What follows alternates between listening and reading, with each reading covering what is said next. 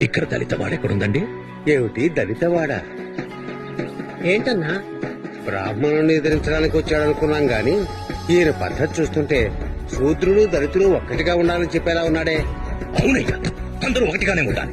మీరిద్దరు మాత్రమే కాదు, మాల, మాదిగ, గౌడ్లు, యాదవులు, పద్మశాలీలు, పెరికిలు, ముదిరాజులు అందరూ ఒకటిగానే ఉండాలి.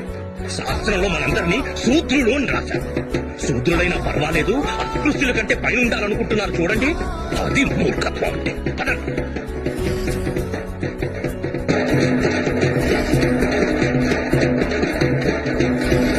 ముందు డప్పు కొట్టడం ఆపండి. అయ్యా, ఇది దేవుడిచ్చిన వృత్తి అండి. దేవుడిచ్చిన వృత్త చూసారా? రెట్టబలి శ్రీనివాస వీళ్ళని అలా మోసం చేస్తున్నారు. ఇది మాత్రమే కాదయ్యా, దేవుడు కరుణకు ప్రతిరూపమని కూడా నేర్పించారయ్యా. దేవుడు కరుణకి ప్రతిరూపమైతే ఇక్కడ మీకు జరుగుతున్న అన్యాయాలన్నిటికీ ఓ పెద్ద భూకంపం సృష్టించి ప్రపంచాన్ని అంతం చేసుంటారు. మీకు కావలసింది ఆత్మవిశ్వాసం.